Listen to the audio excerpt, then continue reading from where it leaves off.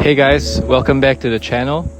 So today we have here my trusty TFSA JH33 and I've had it for around 10 months already. I built it last June and I've ridden around 4,000 km on it, and today I just wanted to give a review of the ride so far, what I've changed, and how is it in general.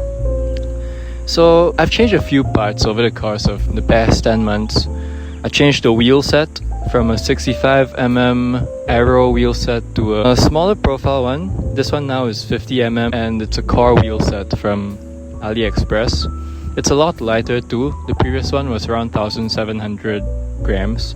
This one only comes in at 1,300 or so grams.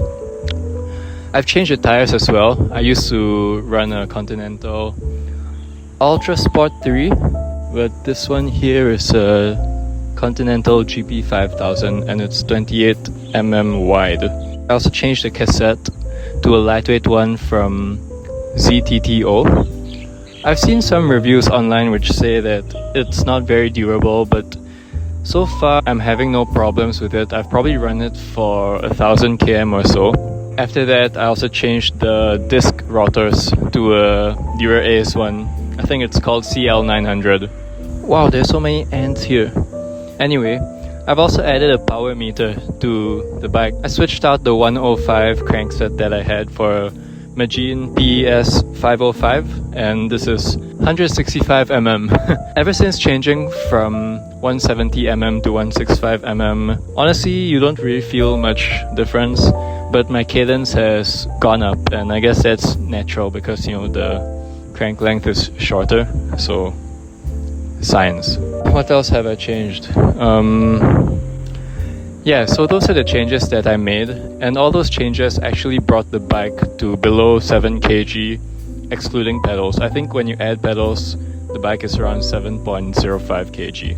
So over the past 10 months, I've had a lot of fun riding this. I actually joined a few events with this bike. The first one was a 140 km ride in Malaysia. This bike performed really well, didn't give me any problems honestly. Apart from the saddle I had initially was so hard. It was the carbon fiber one. It was lightweight, 83 grams, but it was so hard with no padding, which is why I changed it to one with padding after the race. Recently I also completed my first duathlon, and I used this bike and it was really fast. My bike leg was actually quite strong. I mean, strong for my standards. I completed 18 km in just over 32 minutes, so I think that was really good for me. And of course, every week I go on rides with my group. We go around 100 km each time, and I'm able to keep up with my friends who have much more expensive bikes.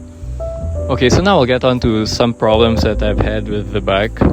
Sometimes I hear some creaking in this area, and I'm really not sure what it is. I've tried regreasing the bottom bracket, regreasing the cranks, and regreasing the carbon seat post. And for the most part, the problems or the sounds go away after a while. But, after maybe 5 to 10 rides, I start hearing some sounds again. So maybe that's just a sign to keep regreasing the moving parts. Some other common issues I read about are a slipping seat post, but fortunately I don't have that problem with this bike. So one small issue is that every time I'm riding, after a while I get a little bit of numbness in my right hand, but honestly I think it's more of a bike fit issue more than anything else. And I think the stem that I chose might be a bit too short.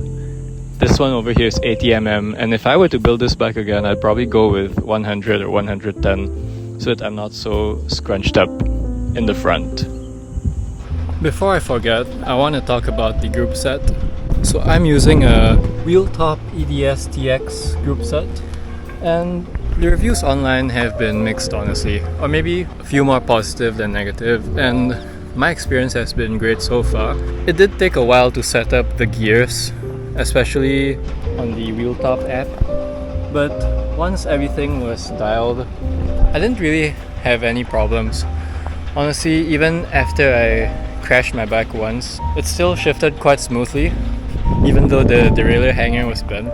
My previous bike had an Ultegra mechanical Groupset, and the step up from a mechanical Groupset to an electronic Groupset has been really great for me, even though this is what you'd call a budget Groupset.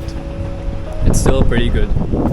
I've never tried Ultegra Di2 or SRAM, whatever, but I mean, for what this is, I think it's really good. The clicks are really nice, and listen to that sound. So it's a A+ from me. And so now I guess the last part of this video is, would I do this again? And the answer is 100% yes, because it was so fun to build this up, and you know, it's just a really fun process to choose all the components by yourself, and of course to build up the bike by yourself, and to ride it gives me so much joy to ride something that I built painstakingly. And I think building your bike is also a really good experience because you know every single part that goes onto the bike, and if something breaks you're able to fix it, and I guess you just get an overall better knowledge of bikes and riding. So yeah, that's all for my 10-month and 4,000 km review of this TFSA JH33. I hope you enjoyed the video, and feel free to leave some comments down below or questions about anything related to the bike or running or anything that you want to ask me. Cheers to another 4,000 km with this bike, and as always, ride safe and take care.